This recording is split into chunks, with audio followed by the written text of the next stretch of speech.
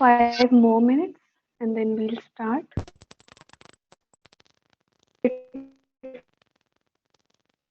For 5 more minutes and then we'll start.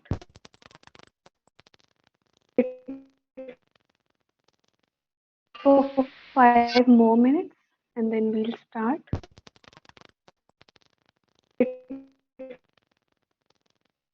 For 5 more minutes and then we'll start.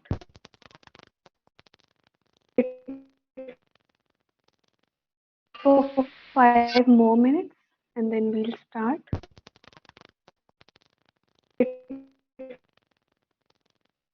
For 5 more minutes and then we'll start.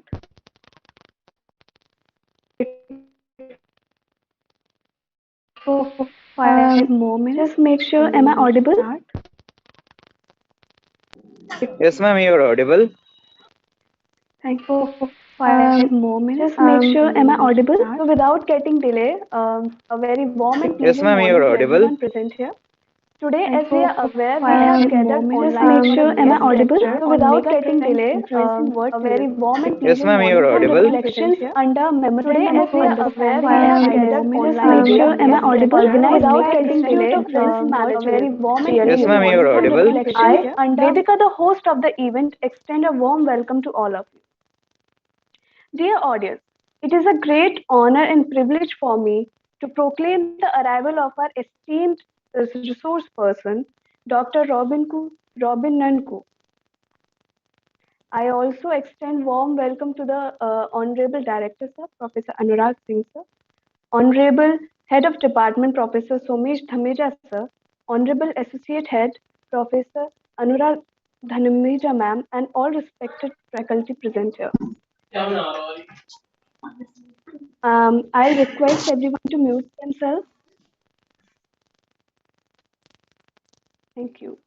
So without any delay, let me now introduce to the extreme resource person of the event, Dr. Robin Nunkoo, Associate Professor in the Department of Management at the University of Mauritius.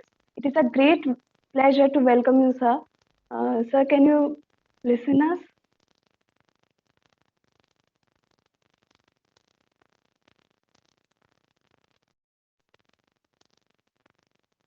Oh. Sir, we can't hear you.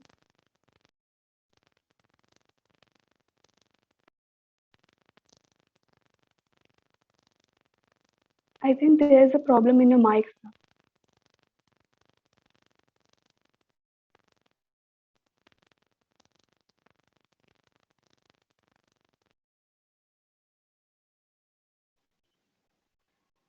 Maybe there's something technical issue. Let's wait for a while.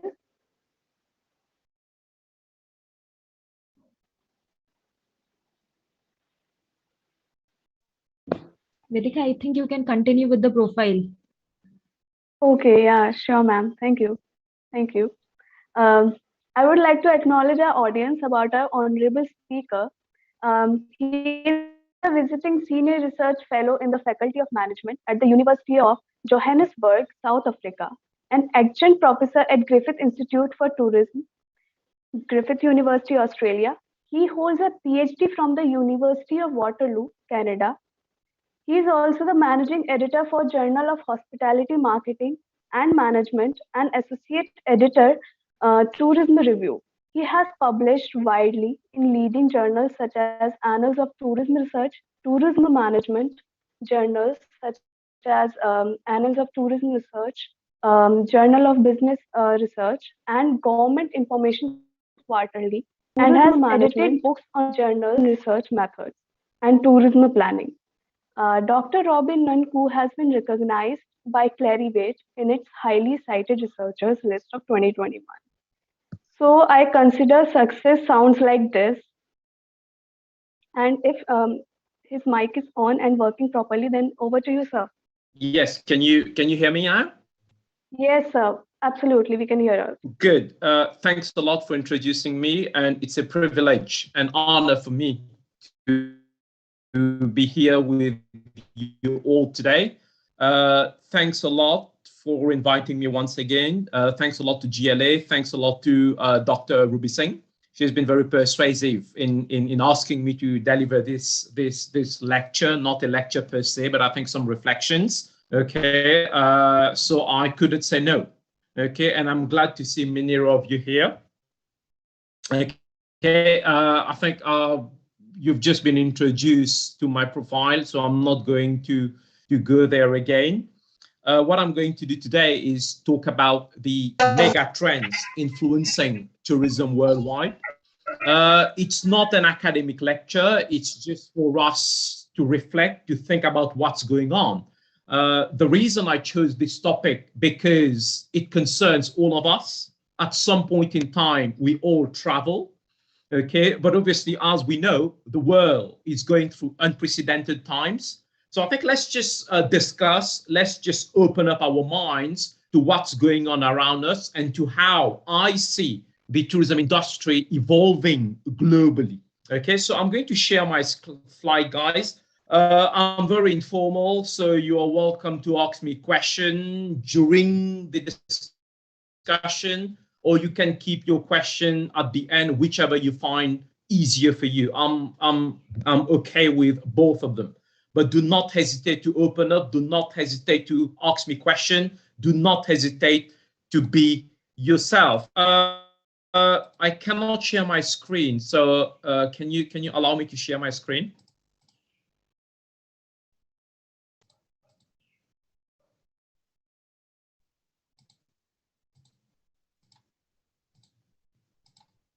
Good. Yes, so you can. So I've prepared some slides, guys. So these slides, I'm very happy to share them with you. You don't need to copy what's in my slide, but if you feel I'm talking sense, okay, you may take down some notes. Okay, now as I mentioned, okay, I work at the University of Mauritius and I edit the Journal of Hospitality, Marketing and Management at the same time. Well, this aside, let's get back to today's topic. Okay, now I think it would not do justice if I do not introduce what megatrend is about. Now, what I consider to be the megatrend is those factors that are influencing world tourism. Okay, so it's not, it doesn't concern only one country, but the world in general. And the ramification of tourism is huge. And this is why I think it's an important topic for all of us, not only from an academic perspective. You are not tourism student, you may not be tourism student and still fine, but I think it's still useful that you understand how the world is changing when it comes to how people travel. Okay, so this is what I call the mega trend. So the first one, and I think we are all under the influence, all countries has been impacted by the first mega trend, which is the pandemic, the COVID-19 pandemic. So the whole discussion we are going to have today should be seen in the context of the pandemic, and it wouldn't have done justice to the discussion today if I do not mention the COVID-19 pandemic. Now, we are all aware, okay, the COVID-19 pandemic is the most impactful event of the 21st century, okay? And I think bear in mind, it's not the last one. It's not going to be. Okay, it's not going to stop here. We will have different pandemics caused by viruses. We would have disasters, and I think the world is changing. We're talking about climate change. Okay, so there would be more unprecedented event in the future. But I think it's really important that we understand how the pandemic has influenced world tourism, is influencing world tourism, will influence world tourism, and where do we see us? How do we see the tourism industry in 10 years' time? Okay, now one of the most important consequences of the pandemic is its direct economic impact on the tourism industry. Okay, if you think about it, guys, the virus, okay, the contamination spread through human-to-human interaction. So as long as people interact with other people, the virus will spread. And that's connected to tourism. Why is it connected to tourism? because tourism is defined by the movement of people from one place to the other. So when people move, obviously, tourism becomes a vector for transmission. So I would want you to look at the relationship between the pandemic and tourism from two different perspectives. The pandemic has influenced the tourism industry globally, but I would also want to take a very critical perspective, thinking about how tourism might have led to the spread of the pandemic. So open up your mind, not only looking at the economic impact of the pandemic on tourism, okay, although this would be our focus in here, but I would also want you to think about how tourism, because it involves movement of people from one place to the other, it has also impacted on the pandemic. Now, in terms of the economic impact, okay, the GDP, the tourism direct contribution to GDP, so GDP for those who are new to the concept, it's the world income. Like a country, your household had an income, a country had an income, the world has an income. So that's the gross domestic product.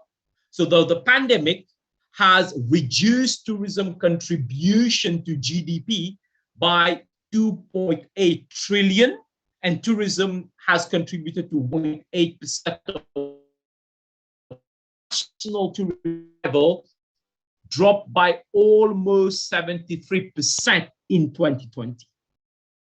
Okay, and this should help us, all of us, to recognize that the tourism industry is very vulnerable. Is very vulnerable to the pandemic, is very vulnerable to natural disasters, is very vulnerable to economic recessions, if you remember the financial crisis. Okay, so visually, this is how tourism, this is how COVID-19 has impacted the pandemic, guys. So you see, obviously, this is the 2008, that's tourism contribution to world GDP. Look at what happened as from 2020. Okay, the world GDP, tourism contribution to GDP declined from 3.5 to 1.8 and to around 1.6%. And I would want you to see the huge economic loss the pandemic has caused to the tourism industry. Now, hang on, let's not be pessimistic about it. Look at the projection. Look at the projection for 2021. Okay, tourism contribution to GDP is anticipated, is increasing, which means there are good times ahead. In 2022, people have started traveling. And here you go. That's the 2009, that's the pre-pandemic. That's during the pandemic.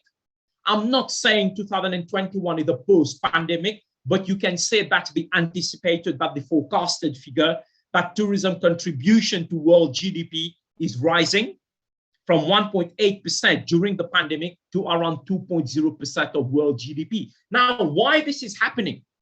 People are saying, you know what, the tourism industry is suffering. Yes, the tourism industry has suffered, but there's one thing that we call, sorry, let me put that down, the post-pandemic booms. If you remember, if you've read about the cholera in the 1800s, 3% of Parisian people in France died. But do you know what happened after that? Soon after that pandemic, the Industrial Revolution followed. Okay, which means that this is what we call, some researchers would call it post-pandemic booms, post-pandemic economic booms. So people travel more, they take more risks, they spend more, and that rejuvenates the economy. Okay, and I'm sure if you take any tourism statistics, you will find that in 2022, people are traveling more, have started to travel. It will take some time for the industry to pick up, okay? But I personally think there would be an economic boom in the near future. And that boom would be caused by the psychological effect of people traveling more, people spending more, people buying more. An international organization like Morgan Stanley and IMF have even increased their forecast, the economic growth forecast for the world. It's been revised. So let's not be pessimistic about it, guys. We've suffered a lot, okay? But there are good times ahead. We all will travel. You guys will travel. I will travel as soon as I have some time. Okay, so obviously this is the context, and I think it's one of the mega trends that I think is a must to mention in any discussion when we talk about what's happening to world tourism. And this is what I've just done. Now, obviously, when we talk about people traveling, people spending, there's one thing that comes into play: money, paisa, right? So obviously, the second mega trend is wealth. Sorry. There you go. Okay, now we all know that wealth is extremely very important for people to travel.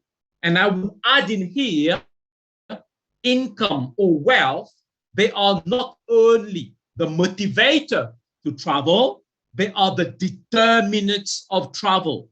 If you do not have income, if you do not have wealth, you simply cannot travel, no matter how motivated you are to travel. We all know that, but what's happening? What's changing? The income distribution of the world is changing, guys.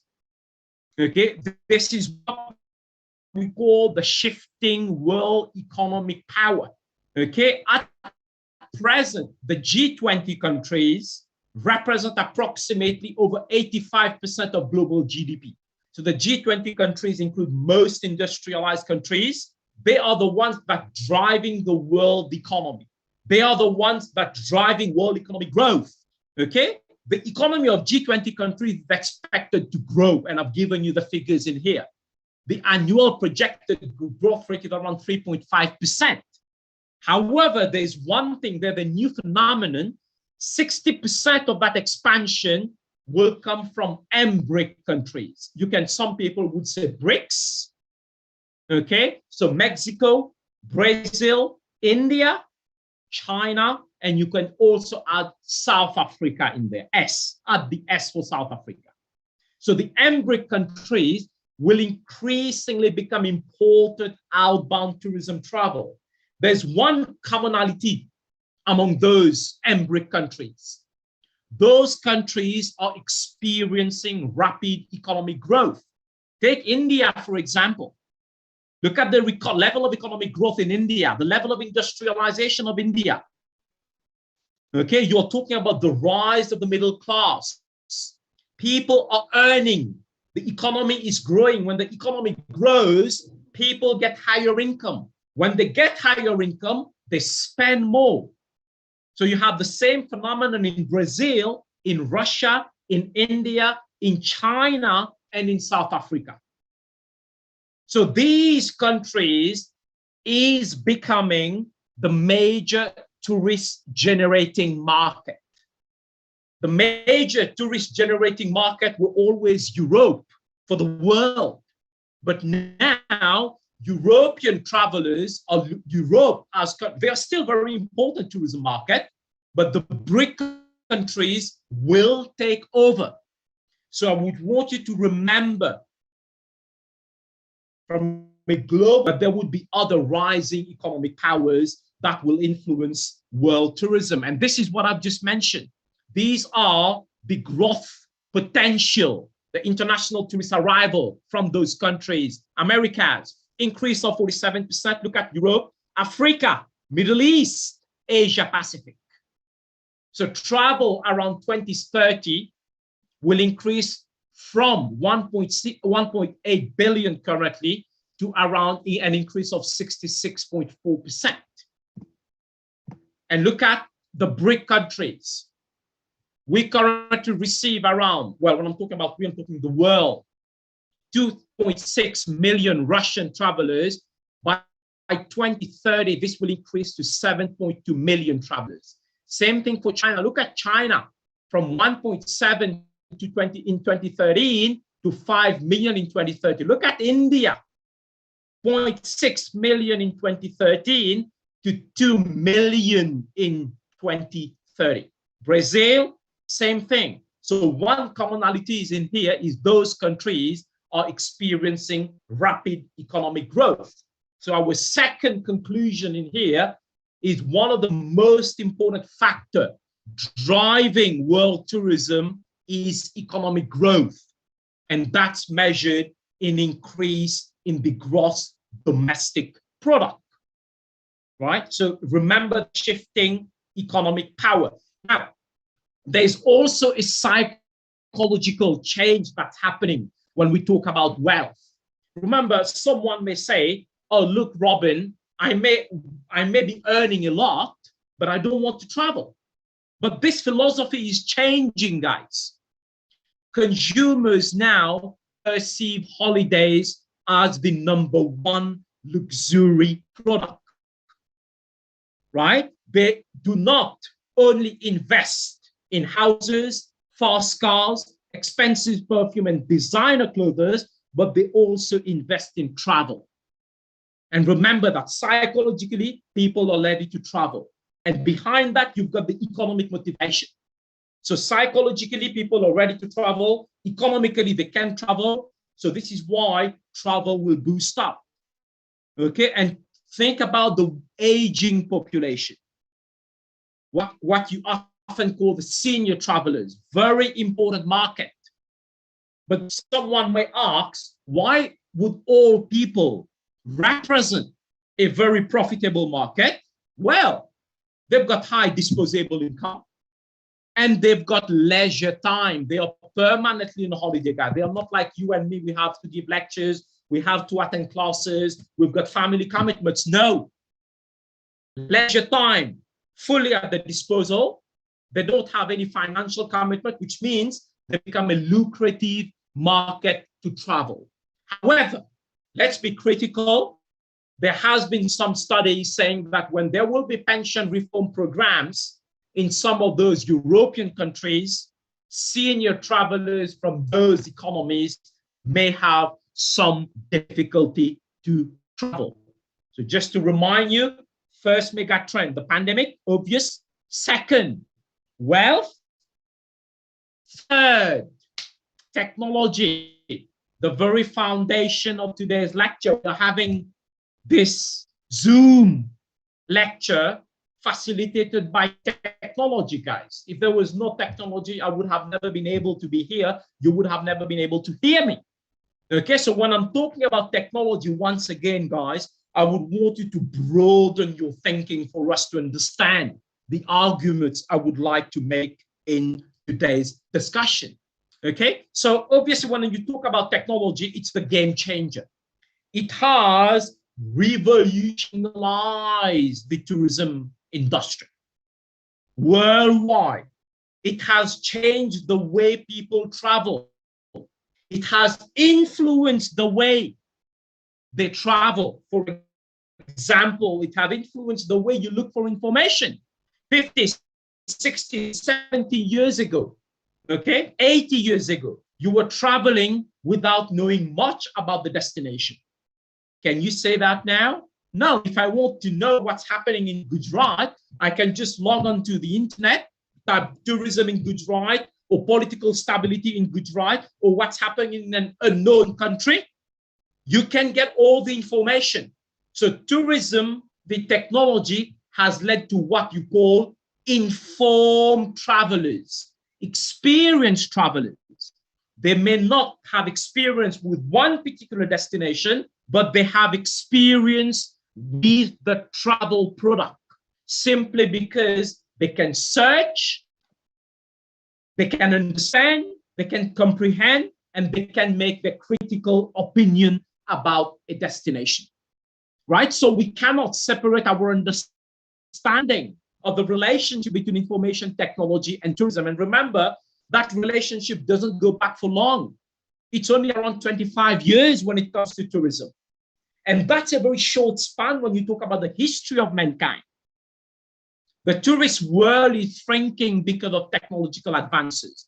Technology is bridging the gap between time and space. And that's extremely very important.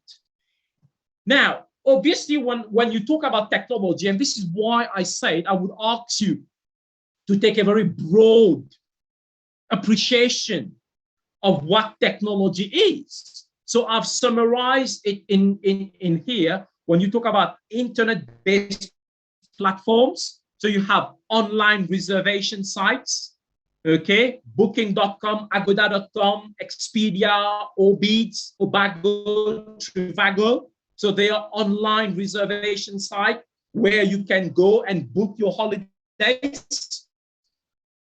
You also have sharing and peer-to-peer marketplaces, sharing economy. There are many, many Indian researchers writing about sharing economy now, right? It's the buzz for the tourism industry.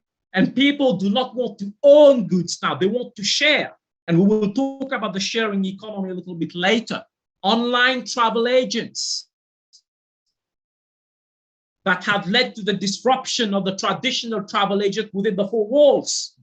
You also have, when you talk about technology, you talk about evaluation, opinion, and advice. All people, when they travel, they look for reviews online. Okay, let's think about what consumers are thinking about this product. TripAdvisor, holiday. And it's the same thing, guys. Whenever you want to buy a mobile phone, you just don't go to the shop and buy it. You look for the online reviews. So same thing for the travel product. Same thing for the hospitality product, right? You read about the product. You read about what people think about the product. And there's also, but I think what I would not neglect to mention is those that are related to your core identity. Okay, Facebook, Instagram, Flyer Talk, YouTube, WhatsApp. And I would be surprised if someone once said, oh, Robin, I'm not on Facebook, I'm not on Instagram, I'm not on any of those social media. Okay, but think about, have you ever thought about how social media encourages you to travel? We will look at the things as well. But now, obviously, it's not in my slide, but I would also want you to think about technology and its implication for sustainable tourism. How technology can be used to promote sustainability, to promote sustainable development, how they can be used to monitor environmental carbon footprint, community informatics, intelligent transport system. So they all are related to sustainability, right? So think about technology influencing behavior, but also think about technology influencing destination, the marketing, sustainable development, etc. To broaden your perspective when it comes to understanding of the relationship,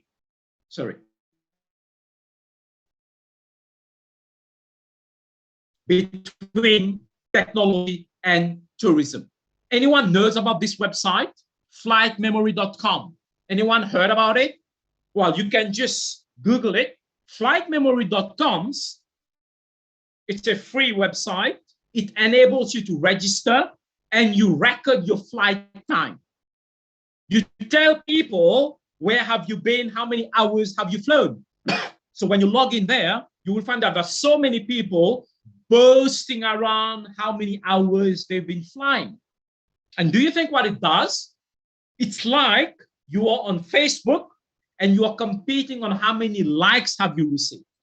You are on Instagram, you are competing on how many likes have you received. So these types of websites facilitated by technology, right? They glamorize travel and tourism. Glamorization of travel and tourism, guys.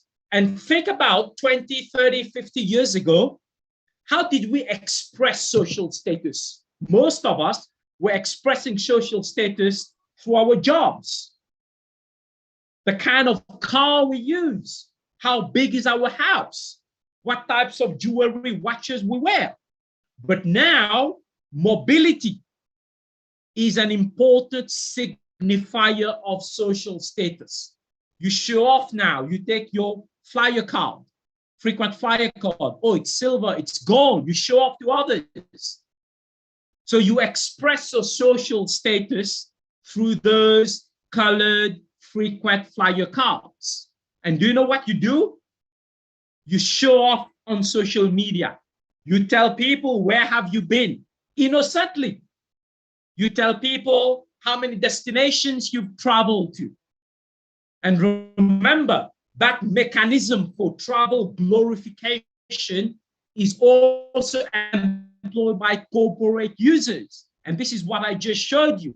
Corporate users encourages you to show up. Tell other people, where have you been? Compete with other people, right? For example, I've just showed you Flight Memory, the platform allowing people to register flights and to compare one's travel next to fellow members in the form of various measures, such as flight made, distance covered, and flight time.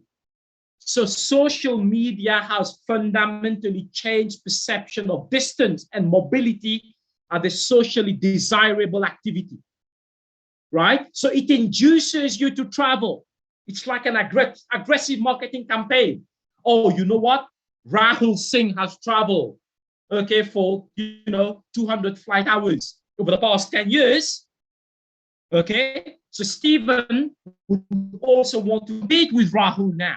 So there's the competitive behavior that happens. So obviously that leads to increase in transport volume and greenhouse gas emission.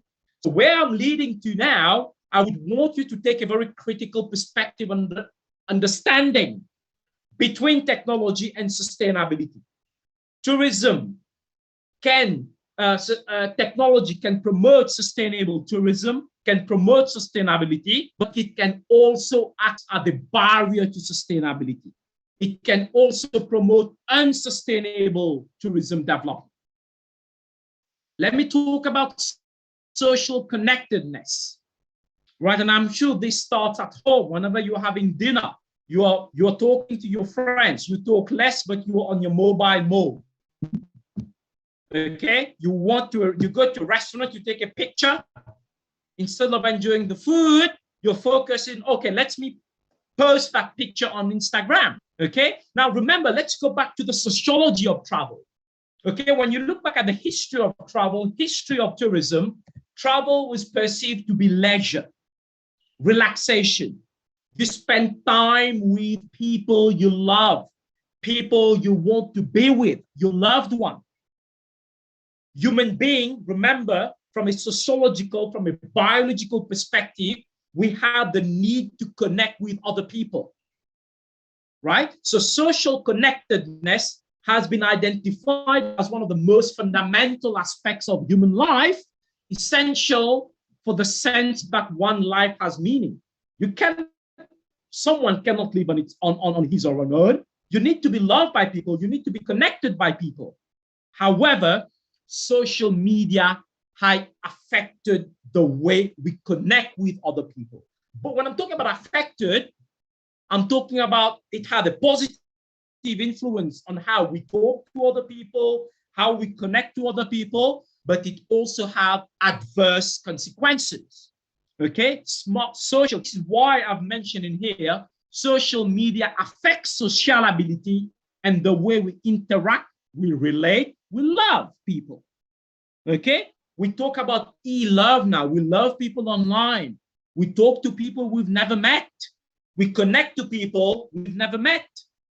So smartphones are the tool of multitasking, and in particular, the use of social media has been found to divide attention to the degree where people are no longer mentally present.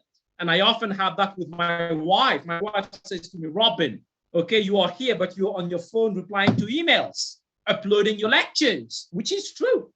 So what happens when we travel? When we travel, during our travel, we spend, think about it, we spend a considerable amount of time. We spend more time with people who are not physically there with us. We post pictures for them to see, right? We compete with others, how many likes our pictures have received. Travel should be seen as an opportunity for building social relationship. This doesn't really happen when you travel, because you spend most of the time connecting with people who are not physically with you. And that's one of the downside of social media. So to be constantly online also diminishes opportunity to overcome work-related stress. And this is a global phenomenon, guys. It is not much research, but think about it. Take it at a very personal level for you. Do you always spend quality time with your friends, with your girlfriend, boyfriend, wife, husband, parents, mothers, father, grandmother? You may be physically there, but mentally you are not. So the same thing happens when we travel. Okay? Sharing economy, we talked about that. Okay, that's still highly facilitated by technology. Okay, so the sharing economy now is increasingly online. And that's the website of the Airbnb. We are all very familiar with Airbnb. We all use Airbnb. And you also should see that from the perspective, the influence of technology on travel, on accommodation sharing. And obviously, it's not only on accommodation sharing. You got car sharing, sharing of goods and services. That sharing behavior, guys, if you think about it, was present a long time back. It's part of our history to share. It's part of human culture to share. If you've done economics, I think, and be a student in here, you must have read about the barter system. The barter system was based on sharing, but technology has formalized that sharing behavior. It has taken that behavior to a new level. Okay, and now the sharing has become more commercial. However, what's happening with the sharing economy? I've given you some example about home sharing, transport sharing, public bicycle sharing, ride share, accommodation sharing. We are willing to share. Obviously, why are we willing to share? There are cost benefits, there are economic benefits, there are cultural benefits. Think about Airbnb, guys. When you stay with the Airbnb host, you learn about the culture, you learn about the society. And this is increasingly very important.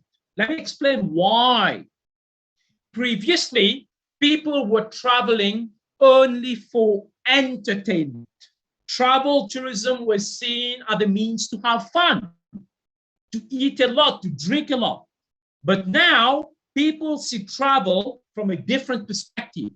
You don't only travel to entertain, but you travel to learn. You travel to educate yourself.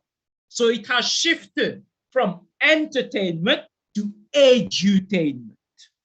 Education plus entertainment. But when you travel, how do you educate yourself? Through cultural exchange. You learn about other people's culture. You learn about the language. You learn about the food. You learn about the festivals. Okay, for example, we have Mahashivratri in Mauritius. We have Diwali festival in Mauritius, like you do in India. We have lots of South African people coming to Mauritius only during that period of time because they want to learn, they want to understand, and they stay with local hosts facilitated by Airbnb, facilitated by accommodation sharing. There's lots of environmental benefits as well when you talk about the sharing economy. However, and as we've been doing for the first two mega trends, we take a very critical perspective. It has disrupted the traditional hotel sector. And this is why the sharing economy like Airbnb is called a disruptive innovation. It's an innovation that has disrupted traditional sectors. It has businesses to new businesses. So they're good and the bad as well. So let's take a critical perspective about about the relationship between technology, sharing, sustainability, cultural exchange, etc. Okay, that's extremely very important for you to understand. Now, if you've gone on TripAdvisor, that's the Green Leaders program of TripAdvisor, again, facilitated by technology. So technology has the potential to influence people's sustainability behavior. It has lots of potential to encourage people to engage in pro-environmental behavior, behavior that supports the environment, that support ecology, behavior that supports environmental conservation, preservation. So online advisors in its Green Leader program, indicating various degrees of environmental commitment. And in turn, I would want you to understand travelers, human beings in general now have become more environmental friendly. They have moved from what you call unfriendly to more environmental friendly. Okay, and that term is called environmentalism. People care for the environment. Okay, people love the environment, and when they care, when they love for the environment, they try to choose destination, hotels, airline that are more environmental friendly, that engage more in sustainability behavior, right? So this is all facilitated by online websites where people, travelers can read about, okay, tell me what's the hotel doing for sustainability. And there's lots of evidence saying travelers are willing to pay slightly more to consume a product that's more sustainable. And I've given an example in here, Atmosphere Airline ranks airline on the basis of the environmental performance measured as emissions, CO2 per net load kilometers, allowing a comparison of airline. And that comparison is important for consumers, for travelers. So therefore, guys, these platforms have various options to influence sustainability choices. They provide you with more sustainability choices. They provide you with an opportunity to choose, to travel, to consume more sustainably. Since we are talking about sustainability, the fourth mega trend is sustainability, is sustainable tourism, sustainable development. However, I'm going to start with a very pessimistic note. The current growth of tourism is unsustainable for any reasonable future. Tourism has been growing immensely, guys. And we looked at the very beginning of our discussion why tourism is growing. Firstly, people are able to travel. Wealth, we talked about wealth, and they have more leisure time. Paid holidays at work facilitate travel. So on one hand, we are talking about increasing demand for travel. On the other hand, we are talking about, look, the world cannot take it anymore. Okay, so no matter what we do, we are already unsustainable from a tourism perspective, right? So it is a serious threat to climate change mitigation, guys. One of the most significant, not the only significant, threat to climate change is air travel. In 2005, tourism was responsible for around 5% of all CO2 emission. 75% were caused by passenger transport. And we've looked about, in 2020, there's around 1.6 to 1.8 billion travel, right? And this contributes further to CO2 emissions, right? And do you know what needs to happen for the tourism industry to be able to contribute effectively to climate change policies? Tourism transport sectors are required to reduce emission by a percentage as high as in all other economic sectors. Air transport will have to grow slower than other transport modes to the point where growth stagnates or even declines. Do you think this will ever happen? It will never, ever happen. Do you know why? How many of you care for the environment? You all care for the environment, don't you? You all love the environment. But if I say to you, okay, you love the environment, but are you willing to sacrifice travel to protect the environment? Oh, you would say, hell no. Why should I reduce my travel? No matter how you love travel. So you know what people think? If I stop traveling, what will that change? Other people will continue travel. So when we all think the same way, change never happens. It becomes self-depleting. Changes never happen because you will never give up travel. You will never reduce travel to protect the environment. So I need to mention some people are doing it. Now you're talking about flight shame. You're talking about some people are ashamed of traveling by air. So it's called flight shame. If you Google it, you will find some people do it, but it's not enough to effect change. It's not enough to bring down the threat tourism poses to climate change. And the biggest problem with climate change mitigation policy, guys, it's not the responsibility of one country.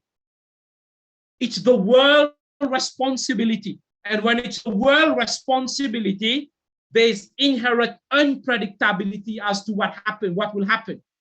Can you imagine what happens now if all climate change action fails? And you've already seen the consequences of climate change. We are seeing the consequences of climate change. India has seen it, Mauritius has seen it, Japan has saw it, heat wave in other countries, flooding in some other countries, right? So I would want you to understand that all the disasters, all the unexpected events that we are seeing, unprecedented events, environmental events, they are related to climate change. It's a complete failure of the international community to arrive at consensus for concerted action. And do we really have the commitment from the tourism industry? Yeah, some hotels are doing, oh, look, we are doing more environmental friendly stuff, but that doesn't help. It helps probably at the local level. What will help is people has to reduce travel. This will never happen. You will never say, Ruby will never say, okay, you know what? I've taken a commitment to reduce my travel. And the funny thing is, do you know what all researchers do? Go to conferences every year, including me, talking about sustainability. We travel hours and hours to go and tell people we need to reduce travel because that's the biggest threat to sustainability. And we do that every year. University pays for us to travel. We travel to conferences to tell people to stop traveling. So that's the human race, right? So passengers think alike as well. Now, this is the tourism vulnerability spots. Okay, just to explain briefly, this was designed by researchers in the climate change department of the University of Waterloo. And this was designed around 2010. So what it's saying to you, what's going to happen, the impact of climate change on these destinations. For example, if you take the Indian Ocean,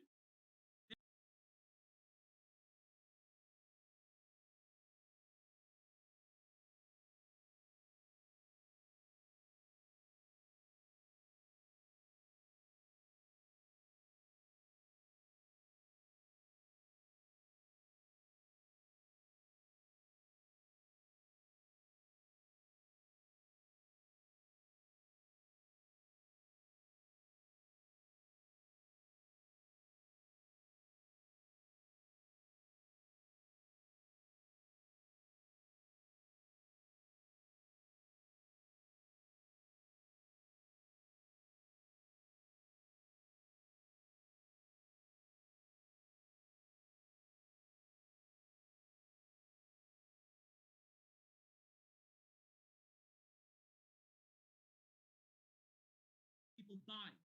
No one heard about flash flood before. I did not hear about flash flood before. The Indian Ocean tsunami. No one heard about a tsunami before. It hit the impacting country, that impacting community, threatening lives and livelihoods, guys. Okay, so sustainability remains a mega trend that will always influence tourism. It has to be on our agenda.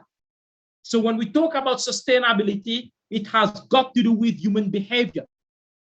Okay, yes, we are all aware of the environmental challenges. We are all aware of the need to protect the environment.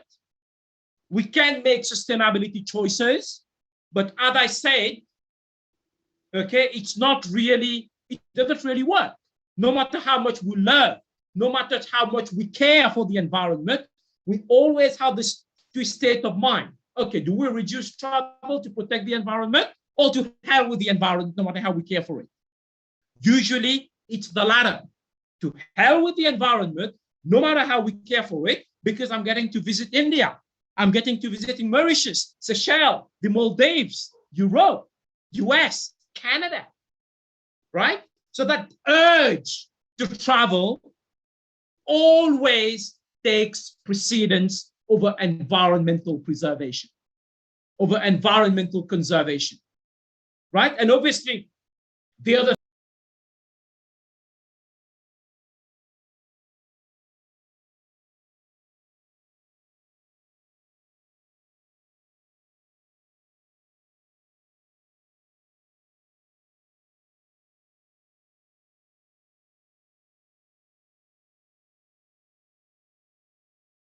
very difficult to effect change to reduce climate change mitigation.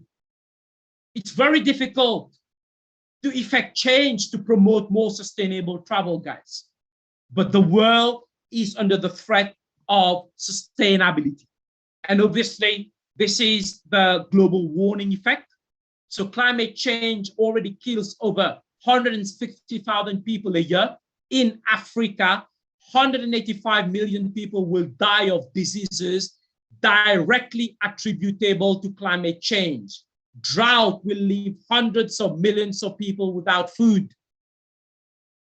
Okay, even though you might be shocked to read that, you've seen it. Okay, after I finish this lecture, if tomorrow you get to travel, you forget about Robin, you forget about his lectures, you forget about climate change. Including me, I'll do the same thing. Okay, so as human beings, we need to recognize that the biggest threat to climate change is us.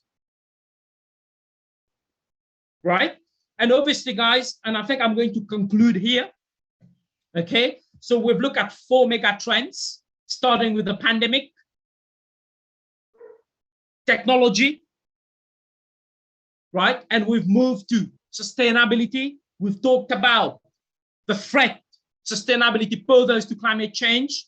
Okay, and we've looked at wealth as the major determinant of travel and changing economic power. So thank you very much, guys. I hope you've enjoyed. Feel free to ask me questions. Feel free to say, Robin, I did not understand anything. So over to you guys. Thanks a lot. Yes, if anybody has any question.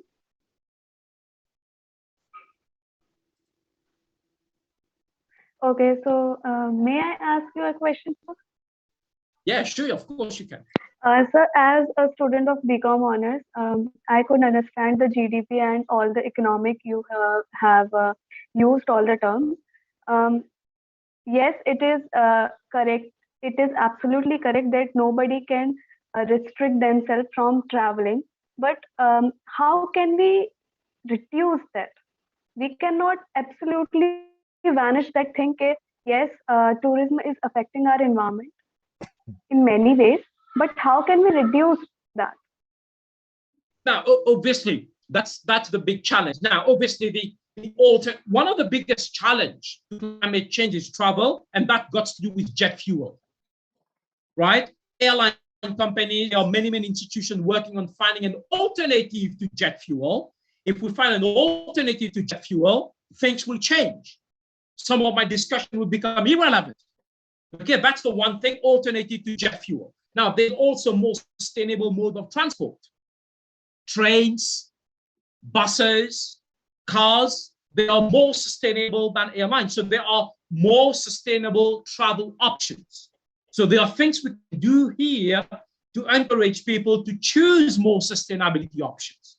And I think we've been quite successful in here, as I must say, because travelers are willing to pay a little bit more, the willingness to pay, okay, to travel more sustainably.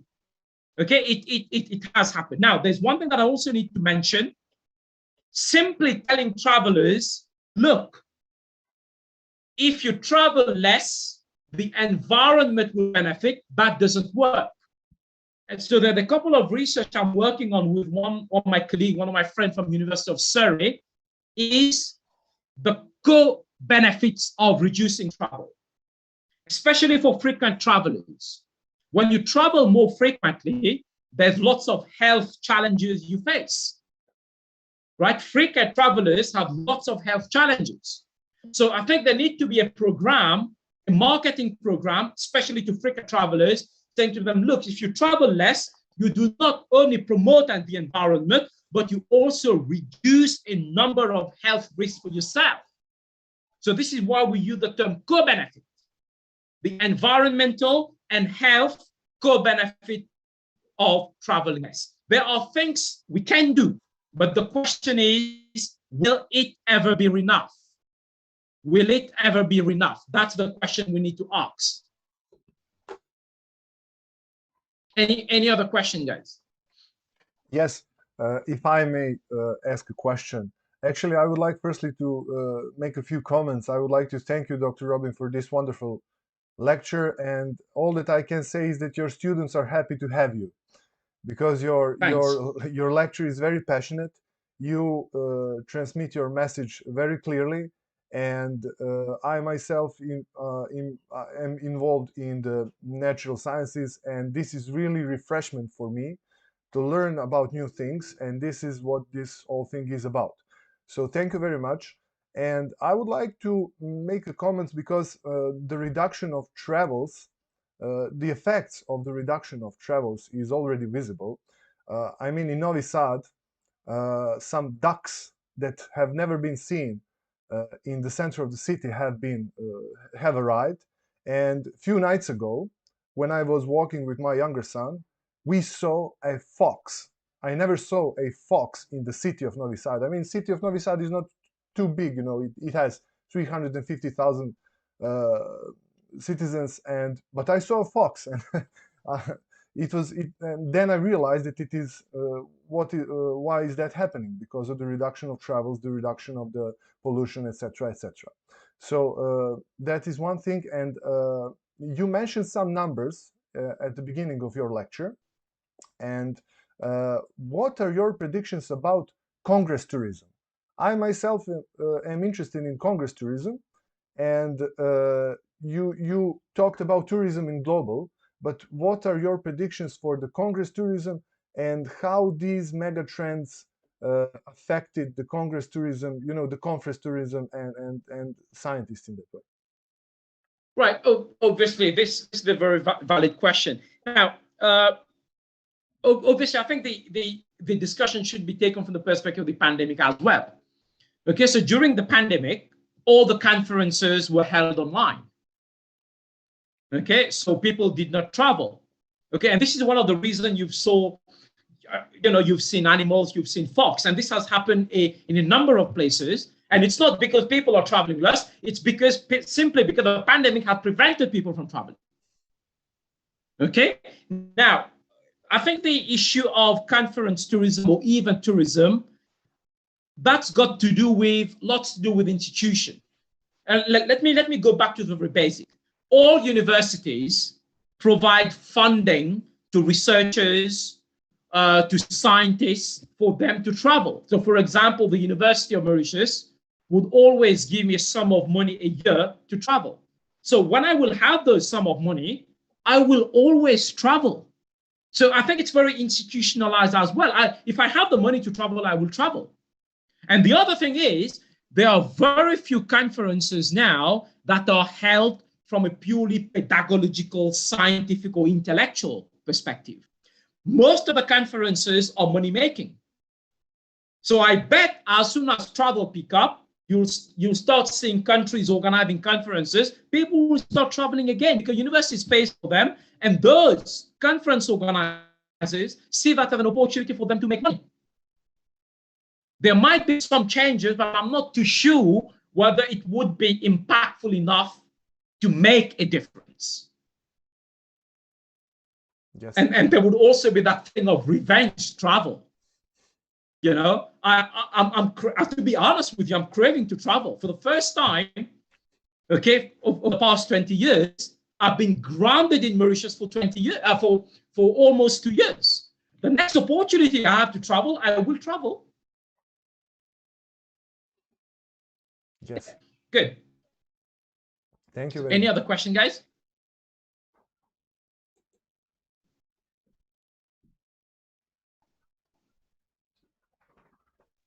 Okay, it seems that nobody has any question now.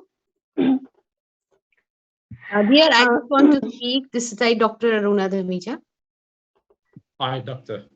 Hi, Dr. Robin. I really like your presentation, the way you have delivered in crux what is basically the tourism is effective worldwide. I really Thank you. appreciate. And the one thing I really would like to know, like, please keep us visiting in our GLA University for enhancing our students, their knowledge, their learning.